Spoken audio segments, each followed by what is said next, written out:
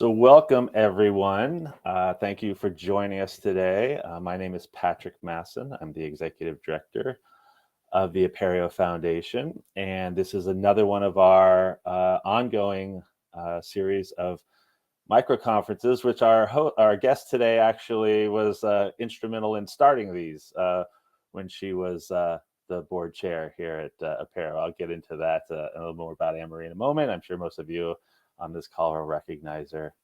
I did want to do a little bit of housekeeping here. For folks who are interested in learning more about the microconferences and just being updated on the schedule, you can sign up for our communications link here on any Apereo page. We don't use the emails for anything other than what you've selected for. We don't sell them or share them with anyone. It's just for communicating around topics that you're interested in. So if you'd like to stay updated, please feel free to fill out a form there.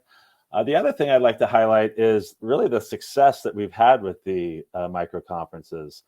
I've been drawing the analogy to as if we had hosted an event, and look at these numbers. So we've had, this will be our 24th, 23rd session, I believe. So imagine a one-day conference or two-day conference was 23 sessions.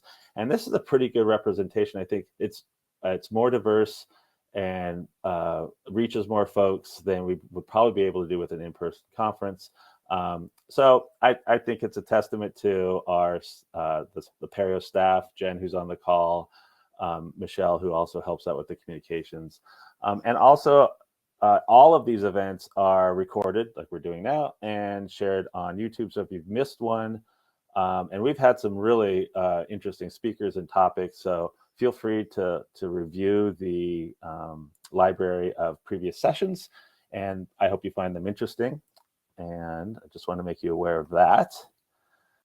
And then today, as I already mentioned, for many of you, you probably already recognize our speaker, Anne-Marie Scott.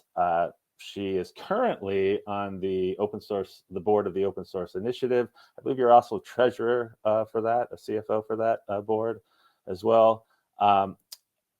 She has a long history in online learning, open education, and working at organizations and institutions that produce and promote all the OER activities, open content, and so on.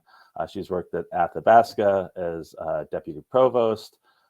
She's still working as a consultant with a variety of universities today to help them understand and best engage with not only OER as subject matter content, an artifact, but also the communities that produce it. And I think I'm allowed to say the reason that we're having this microconference a week earlier is because she starts in her new role as vice president at the Commonwealth of Learning, which is an organization devoted to increasing OER and online learning across the 56 Commonwealth countries. So, just a small project that she'll be working on, I'm sure. Nothing too big. But obviously, she's well positioned to speak about a variety of open issues, and including today's topic of open source AI and the open source AI definition. And why does this matter? I think most of the folks on this call know this. I just wanted to touch some real quickly. A lack of openness might impact researchers' ability around reproducibility. If you don't know the tools and techniques that were used to create whatever or research outputs that you might have come up with, how can others reproduce it? Same with methodology. If you can't see the methodology used within the AI, you can't apply that again to your own research. There's ethical concerns and inherent biases that might be involved in how the algorithms were generated or the data that was used to train the AI and so forth. Barriers to entry. This is also applicable to open source software. Can every institution access this, or is it too expensive for others to utilize, and therefore limiting research and educational opportunities that it might afford? And then finally, vendor lock-in, which again is a classic open source example. If you're locked into a company, your research is essentially locked into that as well. So just some things to talk about. I'm sure Anne-Marie will talk more about those, but just to give it some context and a relevancy to us in this discussion in higher education. And I just pulled these out just to highlight the ambiguity around open source AI. These are some recent headlines from universities and educational institutions. My favorite, and this doesn't mean that anyone's bad or this is some nefarious activity, but with a lack of a standard open source definition, some institutions are creating their own, or are unaware of the definition and therefore might not be including some of the aspects that are defined in the by the OSI's definition. So this is a very relevant topic, and if you're interested in this, Apereo will be organizing a workshop around open source AI and providing feedback to the open source initiative about higher ed's perspective. So are there specific attributes of research, teaching and learning, and so on that aren't included or we think might be considered in the current open source AI definition? And the OSI has been very upfront about wanting to hear from different communities and honestly engaging with them. So I think this is an opportunity for higher ed to reach out and provide some of that feedback that they're asking for. And with all of that, thank you for your patience. We can now introduce both Anne-Marie's topic here. And we really asked her to come in, and because the open source AI definition is relatively new and it hasn't seen much exposure, although there are some campuses that have identified it, we thought it'd be a good idea to just level set folks and give it an introduction, motivation behind it, the goals for it, ongoing work. So we asked Anne-Marie to come in, knowing her background in education and her current experience with the OSI, and thought it'd be a great person to tackle this for us. So thank you, Anne-Marie, for coming in. And with that, I will hand it over since I've taken 5 minutes of your time already. No, awesome. Thank you. No pressure at all. Not feeling any any pressure. And can you give me presenter rights so I can pop my slides up? That would be awesome. Thank you. Presenter. There you are. There we go. And hopefully they're still here. Oh, excellent. Okay, folks can see these okay? All right. So I will apologize in advance if my camera goes a bit wonky as well. It is slowly dying. I'm trying to avoid switching over to the built-in camera on my laptop because then you'll get a look up my nose rather than my face, which might not be pleasant for you. But yeah, hopefully we can make this work. Okay, so yeah, as Patrick said, I'm going to spend a little bit of time talking about what the open source AI definition is, how it came to be, just so you have some sense of who was involved and what was involved in defining it. And there's some good background materials I'd like to let you all know about. And then a little bit about why I think higher education should care about it as well. So I'm speaking from a number of different positions. I'm speaking as a member of the OSI board and the work that we did, but I'm also speaking with that education hat on as well, as somebody who works in higher education systems across the globe and thinks about higher education systems across the globe as well, recognizing that there are many different types of higher education system across the globe, and we're not all in big research universities, and that's important as well. So let me crack on, and there will be some time for discussions, questions, conversation at the end as well, as long as I don't yap on for too long. So I'll start with a little bit of a history lesson. I'm assuming most people here know some of this. If you're in a Apereo micro conference, you probably do already. But it's worth just level setting with, how did open source come to be? Well, we had software. Software is protected by copyright law, and as computing and software became more and more a part of our life, our education systems, our society, particularly in that education space, I would say, we had the kind of privatization of this new field of endeavor, and we had the usual conversations about that, and we had complaints from researchers. People wanted to share, and so we get to things like the GNU Manifesto, which essentially lays out the case for sharing and to get away from that privatization of a new field of endeavor. And we have a community forming around the principles in that manifesto, and through a series of events which you can look up on the web, we get the open source definition, which is now 26 years old. Maybe 27, I'll have to do my maths, but we now have OSI, the stewards of that definition, and we have the work that we now do to create and to validate licenses based on that definition. So open source software licenses, the concept of copyleft is essentially a hack on copyright, but it gives us now a set of what we call OSI approved licenses, which is how we know what open source software is. So we have a definition, we have a set of legal instruments, legal documents based on that definition, using a bit of a hack on copyright law, and that's how we have this thing called open source. So, and we're pretty comfortable after 26 years that we know what that is, we know what it looks like, we know when it isn't what it looks like as well, we know what not open source looks like. And we're in a space now with the advent of a new field of endeavor, AI, and relatively new. I mean, I come, my alma mater is the University of Edinburgh, who celebrated 60 years of work in AI in 2023. So it's not that new, but in the span of human knowledge, pretty new.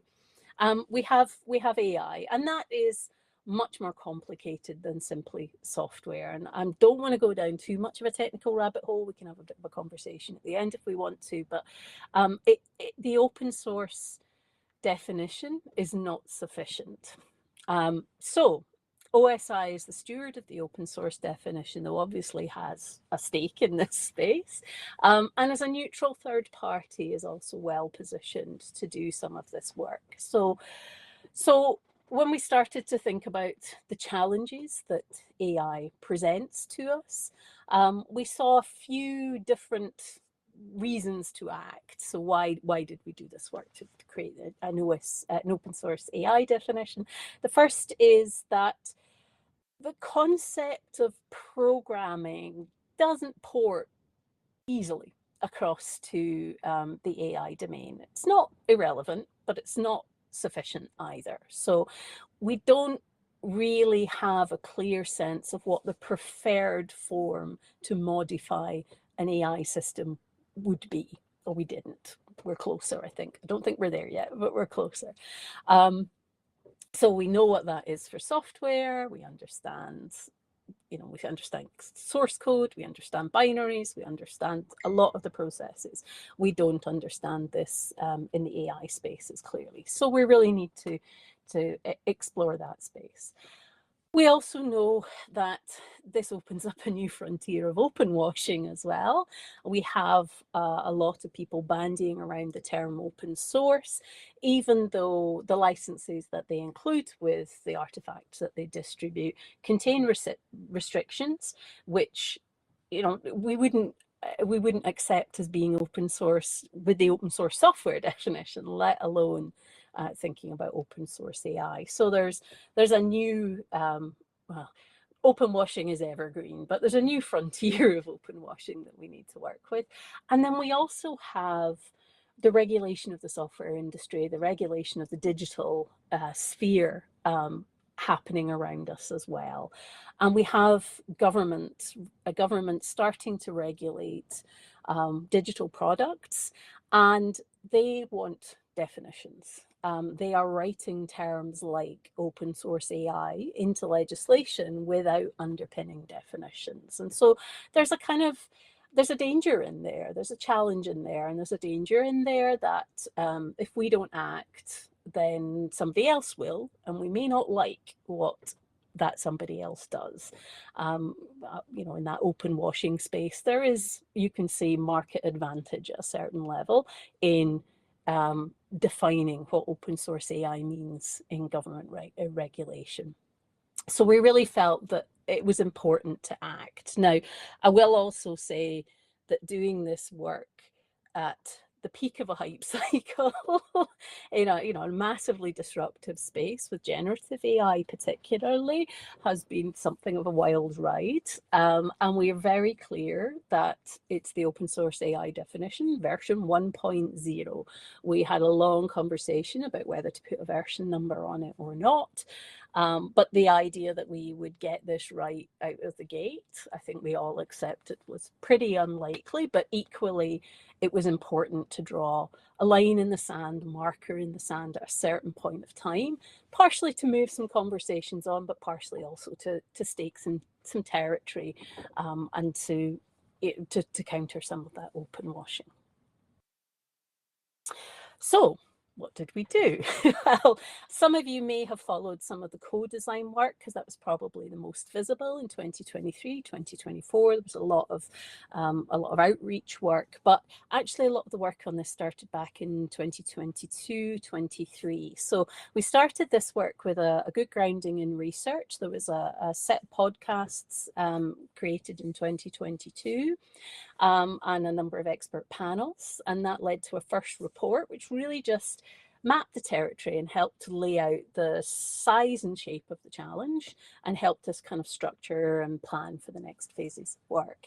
In 2023, we pushed that on a bit and we opened a call for proposal and held a series of expert webinars.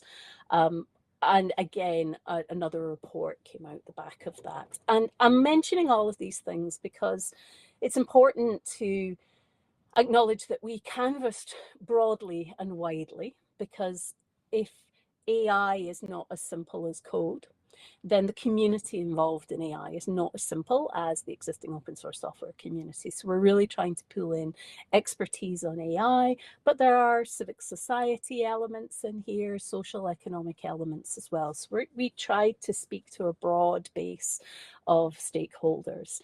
All of these consultations, all of these webinars, panels, podcasts, and all of that stuff are all available online. There's a really fantastic set of resources, and I've put the link to the sort of timeline of all of our work, because everything we've done that had an open output, we've catalogued, and it's on that URL at the bottom of the slide there. That work in 2022, 2023 really then laid the strong foundation for our co-design process. And this is what the bulk of our work in 23, 24 was. So that was as open a process as we could make it. And we acknowledge there were some challenges in that. How you speak to such a wide range of stakeholders across the globe is a really difficult piece of work. And I'm not going to pretend that we got it completely right, but I would hope that in trying, people see that we, give us some good faith for that.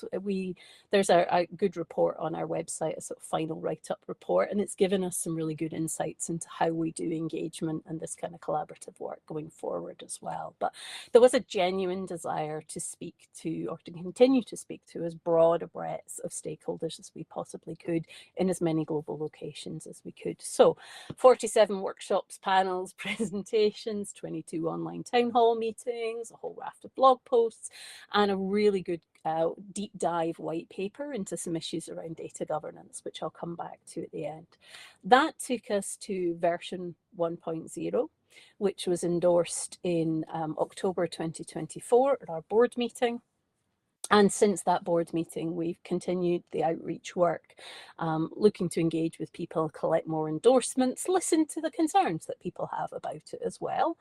And that work has really been informing our thinking about next steps. And again, I'll talk about that in a few minutes. But we are starting to think about what is required next. Now, there will be another version at some point in time. I think it's fair to say that whilst we accept that it's not perfect today, we're not quite ready to open up another round of consultations on a new version. I think that there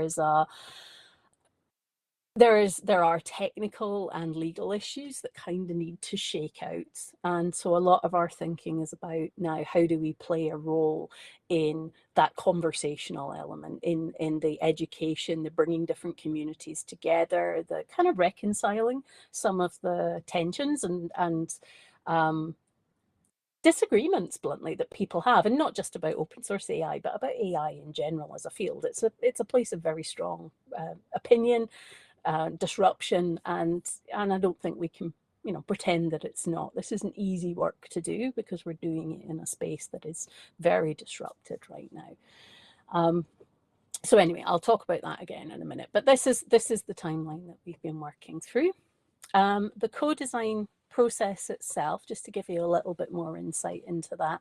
So these were, they started out with in-person workshops, moved to online workshops, tried to hit all 5 continents where we could. I don't think we went to Antarctica, but otherwise we tried to get to events on as many continents as we could. And obviously the online sessions were open to global participation to try and get breadth of opinion and breadth of participation as well. We got participants from more than 35 countries, good representation in terms of gender, ethnicity, and various other kind of, inclusion markers. And I think that's important because this is a disruptive and transformational technology. Whether it's a good transformation or a bad transformation, it is definitely having an impact globally, and it's important to hear all of those perspectives, not maybe just the same old voices that we've always heard. So within the co-design process, we started off by thinking about what is an AI system? So what definition can we hang all of this on? And we went with the OECD definition. That seemed to be the most widely accepted. Again, there isn't perfect agreement on any of this. And then we thought about, well, who are the people involved, and identified the key stakeholders that are impacted by AI systems. So developers of them, deployers of them, end users of them, and subjects. So essentially all of us whose lives are impacted in some way by AI systems. From there, we then started to think about, well, okay, what elements are necessary to use, study, modify, and share an AI system? And we came up, with this concept of the 4 freedoms within this as a way of framing that kind of analysis. So use, study, modify, and share the freedom to do all of those things is kind of what we think an open AI system is. So that's at a kind of high level, conceptual level. And then thinking about, okay, well, what systems out there today might meet that threshold? Because it's important to draw the line pragmatically. And again, this is another space of debate in a space of conversation, but it felt important to come up with a definition that was realistic, that was practical to implement. So, there's a kind of perfect definition, a philosophically pure definition, and there's a practically possible definition, and we can argue about where those things are too, but we were very keen to kind of test our idea in reality. And I think this is a very important point in terms of, this definition and that kind of validation exercise. I'm not sure that others who have worked in this space have maybe gone as far down that validation road as they might have. And if something isn't practical to do, it's not going to get traction. And that's kind of how life is. So it was very important to us that we did that validation work as well, and to understand realistically, how easy is this to do? How realistic is this to do? We came up with a release candidate. We toured it around, iterated various versions of it. It went into quite a flurry of iterations at the end. And then, as I say, in October, we came to version 1.0. We continue to gather feedback, and we will iterate again when the time is right, but we don't want to jump over the feedback. And as I say, the kind of space itself settling out a little bit more. So what's in the definition? Well, I mentioned the 4 freedoms, the freedom to use, study, modify, and share. So within that, we looked at the kind of technical components that sit within an AI system and what is required in order to be able to exercise those 4 freedoms. So first of all, you need the model weights and the model parameters. They have to be open. Little bit of a question about licensing in that space because the copyright status of some of those artifacts is not completely settled, and can look different across jurisdictions, but openly available. May not be possible to put an OSI license on it, but openly available. Code is pretty simple. We know what open source software is today. All of the existing open source software licenses apply. Critically in there, though, in terms of exercising those freedoms, the source code used to train the system and code used to create or modify data sets, as well as the actual kind of operational code of an AI system, is really important in terms of understanding that training process. And then finally, the data. The ideal situation is that we have all of the data and any descriptive information about how the data was sourced, how it was treated. It's not always possible to share the data sets that are used to train AI systems. Sometimes it is completely legal to train a system on a data set, which it is not possible to legally share. So we have some leeway in that space, that we're not saying everything has to be open data, but we have to know what the data is. There has to be a sufficient amount of description about the data, how it was treated, how it was sourced, what was in it. A good example to think about in this space is medical data. It's not possible to share some of that medical data, but there's immense societal benefit in being able to share the output, a trained AI system trained on medical data, and we wanted to make that possible. So that was one of the spaces we were thinking about. So that's what the definition contains today, and you can find the full text of the definition online, and there's a bit more detail in there if you want to dive into it. We have been collecting endorsements, as I said, and then really thinking about what our next steps are. And that engagement piece is where the focus of our efforts are today. I think it's fair to say that when we launched this in October, we heard almost simultaneously that it wasn't strict enough and that it was too strict. So we fell somewhere in the middle. That doesn't necessarily feel like a bad place to have landed. We heard some concerns about the process used to define the definition. I think that co-design process was disruptive. But beyond that, I think one of the challenges with this work is that we are changing the definition of community here, that we're bringing new people into an open source community. When we go broader than software, when we go out to AI, we're enlarging the community of people we're talking to.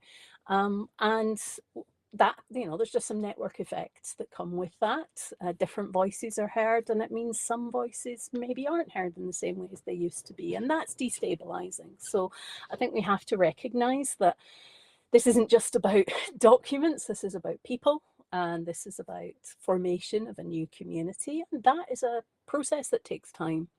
So not surprised that that not everybody found the process comfortable. That is the nature of this kind of work, and it will take some time. And then around us, the legal conversations about copyright and AI continue to rumble on. The questions about fair use for input into training AI systems continue to rumble on. AI, particularly generative AI, as a technical field, is evolving at quite a rapid pace. And we are starting to see new legal documents, the first sort of thinking about what open source AI licenses might look like, starting to trickle through. So all of this is going to inform a next iteration. There's a lot of just processing and digesting and conversation and education work that needs to happen now to prime the pump for another version. So that's where we are with the open source AI definition. We put a line in the sand, we have a definition, we tested how well it worked, but we are continuing to test how well it works in practice. And we're continuing to do that engagement work and that education work and that conversational work and that community work. But why should higher education care about this particularly? And the first thing I'll say is higher education cares about open, full stop. And I love working in education systems because we care about many open things. And so in some ways, we're already grappling with some of the complexity I see in the open source software, open source AI space, when you've got one open thing and now you're having to deal with multiple open things because there's open data, there's open code, there's a bunch of other opens in there. But in education, we've always had to think about multiple open things. We care, under this open education umbrella, we have open science, open research, open access, open data, open practices. We have open educational resources. We care about and think about open in really broad and expansive ways. And it's this is part of our problem in coming to a definition of open education, and why I use this diagram quite regularly. We actually struggle with a solid definition of open education that we can all agree on, because it has so many facets and impacts so many parts of our education system. But generally it underpins things we care about around access to education systems, but access to knowledge, the flexibility of education systems, equity, how we collaborate as a global education system, agency of individuals, agency of public sector organizations, as many of our universities are, democratization, access to knowledge, but also how we build good society through public education, social justice, transparency, removing barriers, whatever those barriers may be. So open is implicated in a huge amount of the work we do inside the academy. And so, in a fundamental way, we should care about open source AI, because it is an extension of this care about open that we've had for a long time. I think it's also important to remember that open source software came from education. It came out of our higher education systems. It came from the early days of computational research and this desire to share and collaborate. And I think it's also important to remember that where we haven't done that work on definitions, and I would point to areas like open access and open data, we've suffered for it. So, we didn't ever arrive at a community definition of open access. We kind of, went with the default agreements that publishers give us. And we've ended up in quite a balkanized landscape now, with, kind of for-profit publishers and universities and libraries, sometimes at loggerheads with each other.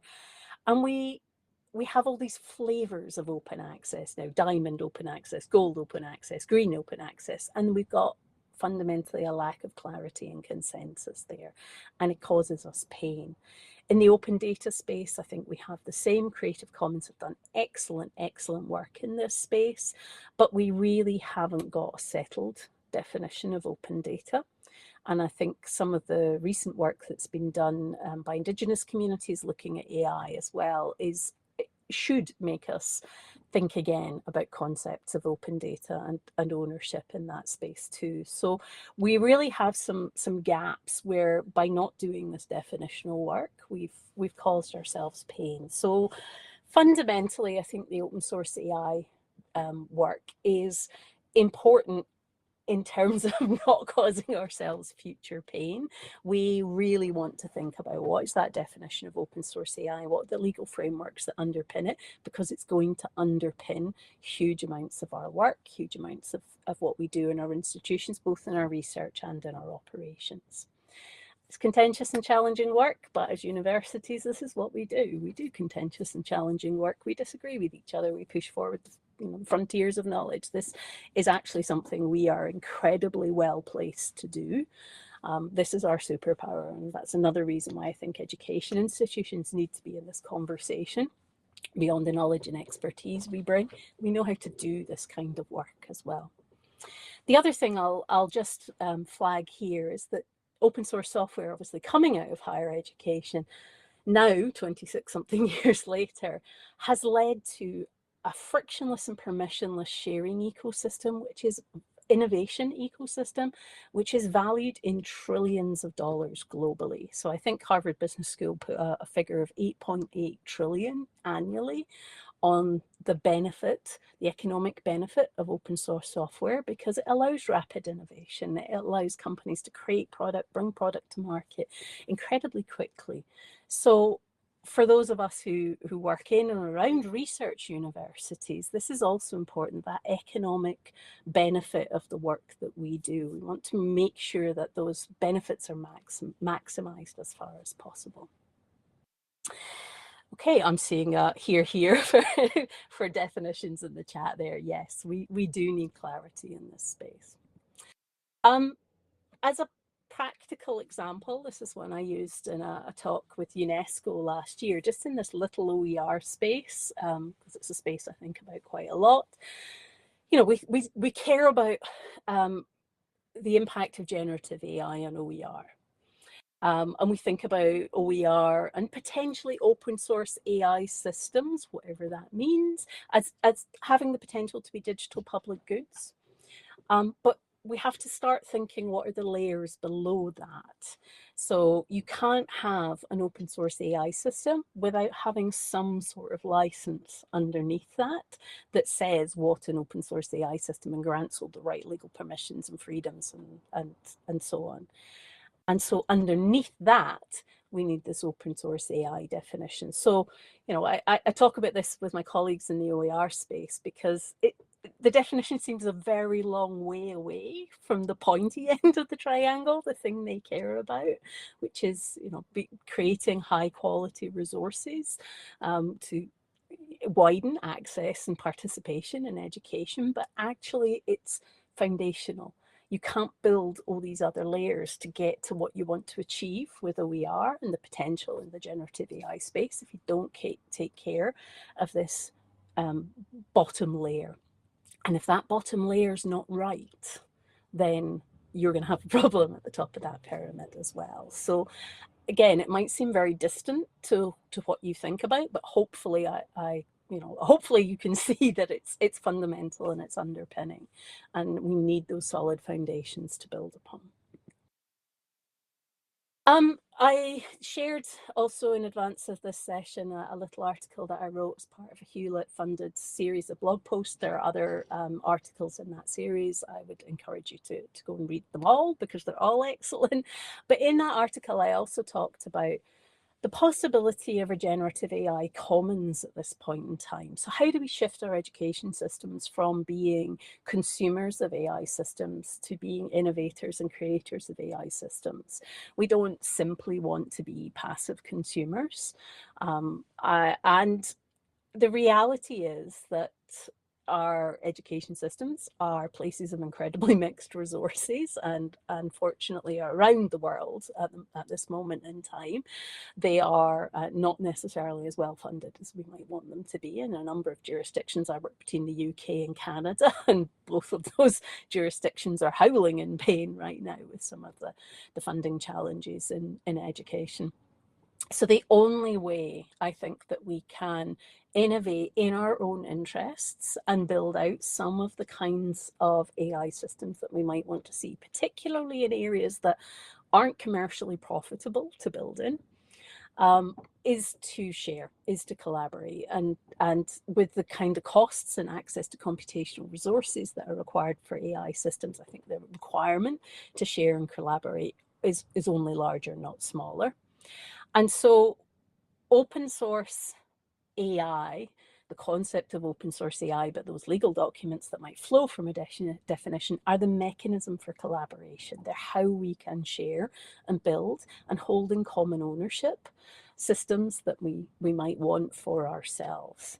So I think if we dream about the future of public education and what it can be with some of the AI technologies that are available to us, and think about generative AI commons of tools that are built in shaped to our needs as opposed to what are given to us. We need the sharing and the collaboration mechanisms, and that definition is the foundation of that sharing and collaboration mechanism. And then I also think we need to step back and think about the role of public education more generally. And I don't want to go down the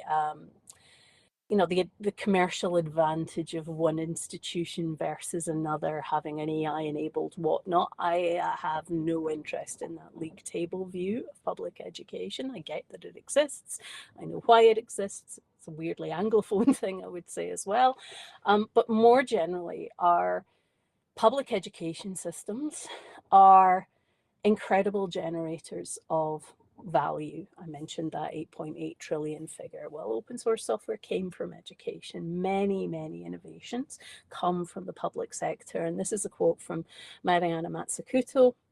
If you read any of her work, she talks about the role of the public sector and the state in innovation, and how the myth of private sector innovation is exactly that. It's a myth. Some of the, you don't get Uber without NASA's work in GPS, for example. So she's in this article talking about a response to the UK government's AI plan. But she talks more broadly about the need to really think about how we build this technology in a way that creates benefit for us all, that isn't another, it's not another monopoly, how we stop this technology becoming a monopoly. And I'd say the challenges in this space are bigger perhaps than in other spaces. And I think it's our job in public sector institutions to do some of this work, to play a role in how we develop technologies like AI that are in the public good and how we steer them in a positive direction. And we can only do that if we have some level of agency and control. So we can only do good open science, good open scholarship, good open research work if we can share the outputs of that openly so that others can build upon it. And we can only do that where we can build some of what we need ourselves rather than simply taking and being consumers. If we are shackled to only using the big frontier models that come out of, the big the big AI companies, then that fundamentally constrains the kind of research and the kind of technological futures that we can have. So, there's the kind of pointy OER example, there's the how do we have a sort of generative AI commons, but in more generally than that, how does education play the role that it has always played in pushing forward innovation, in pushing forward society, and in doing some of that work of asking the hard and the difficult and the awkward questions that, some people might not want asked.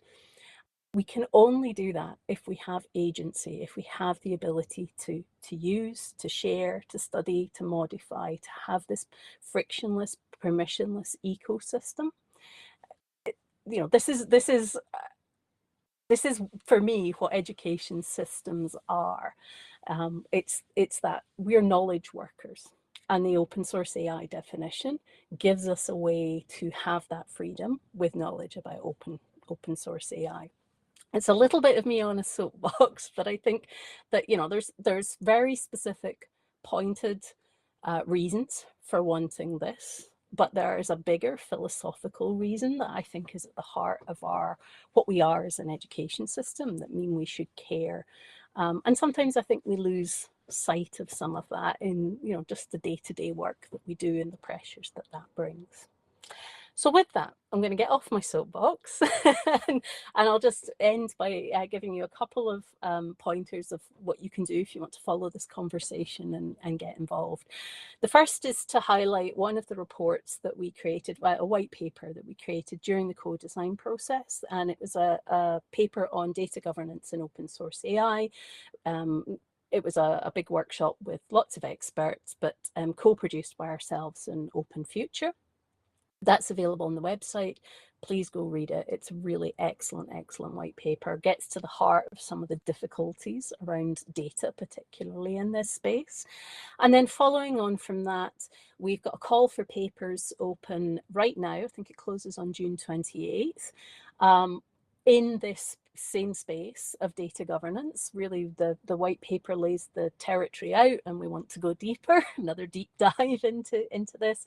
And there will be a virtual event October 1st to 3rd, so put that in your diaries, where whoever comes forward in our call for papers, we will select the best of them and curate an event of expert speakers, again, much like we did in that research phase at the beginning of the process. So if you can't make it, they will be recorded, they will be available openly, but if you can, I think that would be well worth your time. And more fundamentally, what can you do to get involved? Well, the first is to go back and look at some of that research that we created at the start of this process. I certainly have found and continue to find that incredibly useful in terms of patching some of the gaps in my own knowledge in a way that's really accessible. Read the definition, dive into it, ask questions about it, have a think about it, have a think about how it applies in your context. Just think through some use cases in your head. Join the conversation about it. We have our forum. You can sign up for our newsletter. This is the OSI at this point. There's our blog posts. You can get those regularly. There's events like the deep dive. Just be a part of the conversation in whatever way you can. And bring your expertise to that conversation. This, as I said, this is community work. This is enlarging and growing the community of people who care about open source stuff. So bring your expertise, bring your use cases, bring your context to the discussion. And if you do all of that, as and when we are ready to kick off another revision, you should be in an excellent place to help us shape that next version. And as I say, I think it's fundamental that higher education is in this space. It's in our interests, it will affect our work, and we have huge value that we can bring to this conversation. And with that, I shall shut up and we can have a bit of a discussion and see if there's any questions. Thank you, Anne-Marie. That was great. Yes, if any folks have questions, they can either add them to the chat, and Anne-Marie, I assume, can see that and will respond. Or if they like, there's a little raise your hand button on the bottom center right.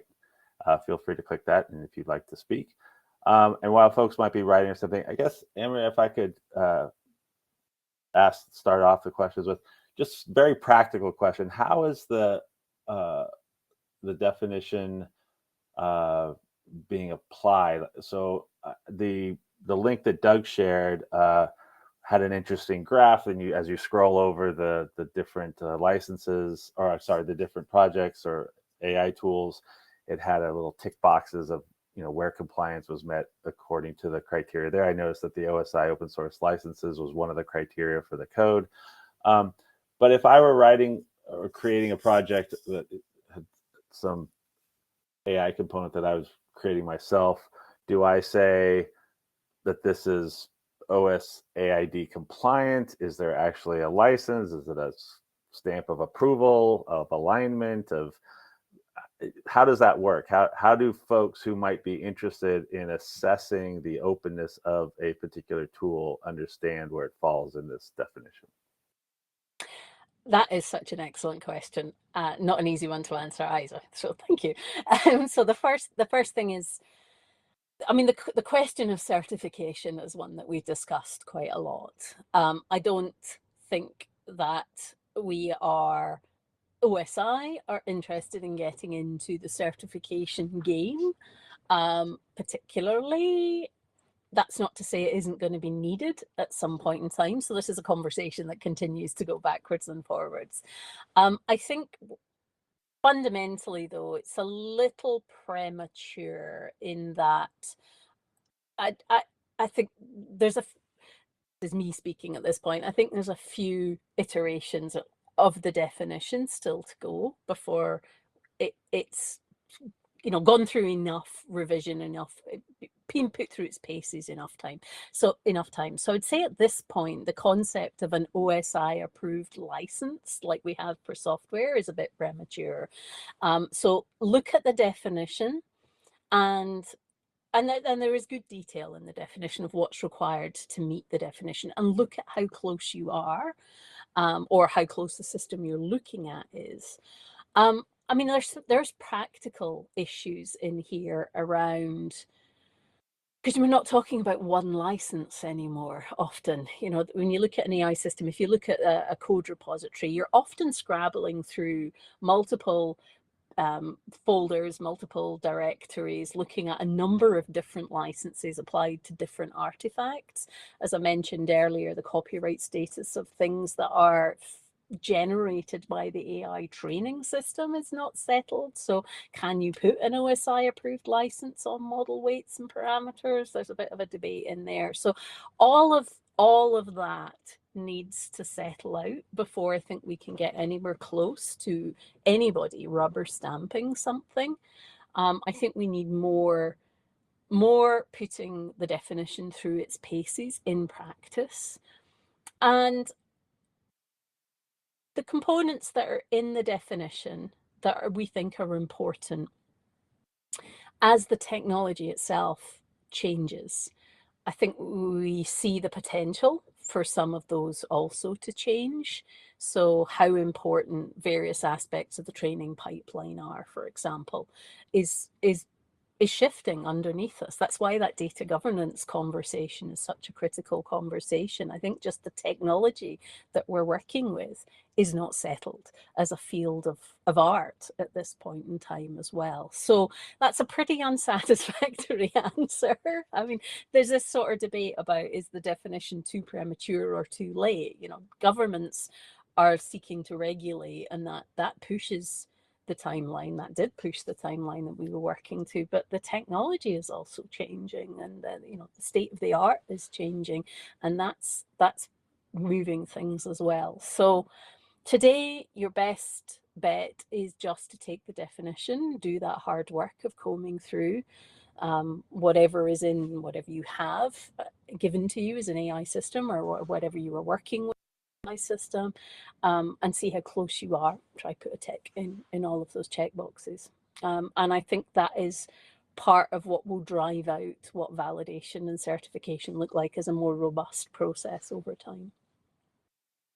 It's a waffly answer. I don't know if that helped. No, that's more research reasonable. required. Are there folks that have questions that want to jump in? Might be a long question. I mean, I can flannel and try fill the space, but I don't know that anybody wants to hear more of me yip yapping. But I mean, I think it is. The timing is always the thing. Like getting involved in something when it's in its inception, design, development, creation phases. This is the best time to be involved. It's not completely settled yet. And I know you had a. Oh, there's a question here. How to balance security and privacy against openness as we architect things. Yeah, I mean, this. Yes. Yes, there has. I mean, this is why saying that we'd like all of the data, but we can't mandate all of the data. That's sort of where some of that conversation comes from. There are obvious security advantages in having as much as you possibly can, to look at, to study a system with, to understand if there are any security flaws in it, but also maybe how to fix those security flaws, to have the potential to fix those security flaws. So that would be the argument for everything being open, including the data. The flip side of that is the privacy one. If you train on medical data, for example, if you train on, there's a number of data sets where there are good privacy reasons for not sharing those data sets, but you might want to share the output, the system created from those data sets. So there is a tension between those two things, 100%. Another question from Katie. I can see Katie's question as well. I was going to say, I think I would also just say again, Copyright is based on Western notions of property ownership. And this is why some of the work that's being done by Indigenous communities in thinking about AI is incredibly important to look at as well. How do we ensure that the economic benefits are as widely distributed as possible and societal benefits are as widely distributed as possible, whilst dealing with I'm going to call that privacy, but it's sort of a data sovereignty issue as well in there. Katie, why should librarians care about this? I mean,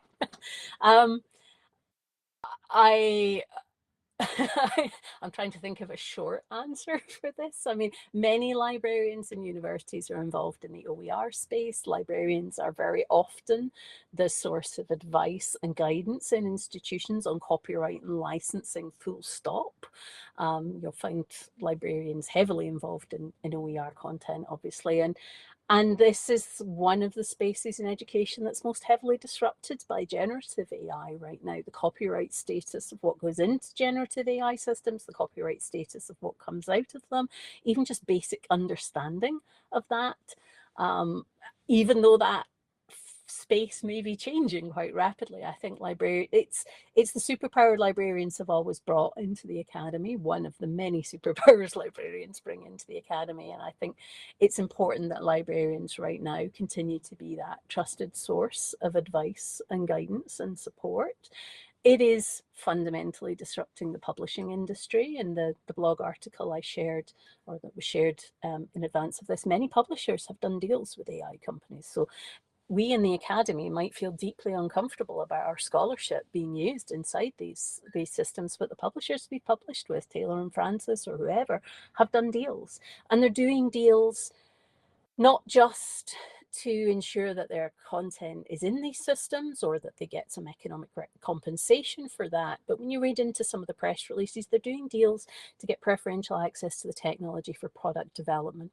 So I also think beyond the copyright and licensing and guidance and advice space that we've been in, and that kind of publishing space that we've been in, there is a future of libraries and a future of knowledge mobilization in here, which the publishers are actively working on with these AI companies. And we also need to be cognizant and engaged in that.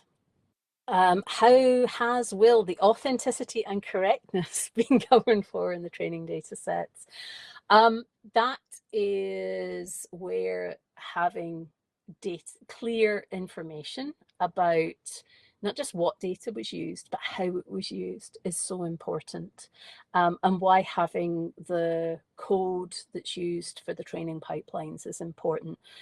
It's not just the data itself, it's what is done to transform the data, and it's how the data is used in the training process that is important. Authenticity, correctness, bias, all of those spaces are, I mean, that's another rabbit. It's a huge rabbit hole. I mean, they are bigger than technical problems.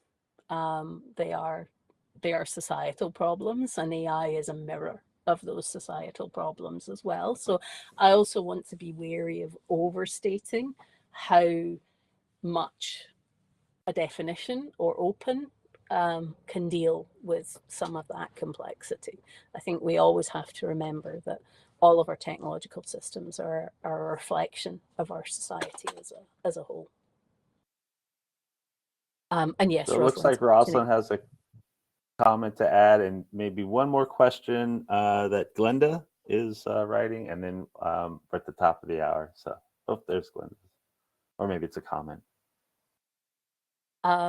So yeah, you're right, Rosalind. Data sets used for training LLMs are things that libraries collect and have collected for hundreds of years. And yeah, and there is a not inconsiderable amount of discomfort with how much stuff we've shared openly has been used to create value, private, monetized, corporate value.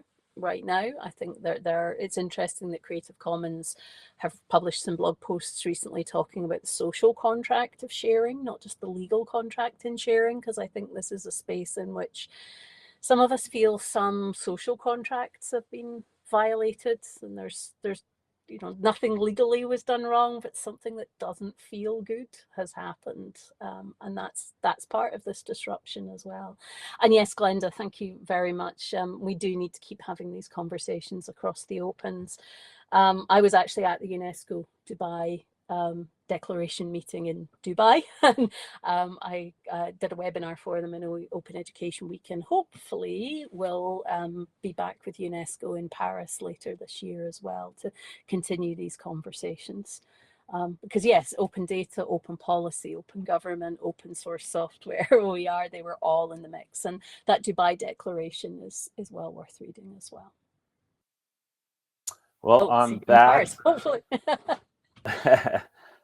thank you again, Anne-Marie, for presenting today. And also, for those who don't know, Anne-Marie we can't get rid of her. She's helping in so many different ways with Apereo still. And thanks for your work here with the OSI and the open source definition. And for those who are on, please check your emails for updates on future micro conferences. And just once again, Anne-Marie, thank you so much for your You're so welcome, and thank you everybody for coming along. Appreciate seeing you all.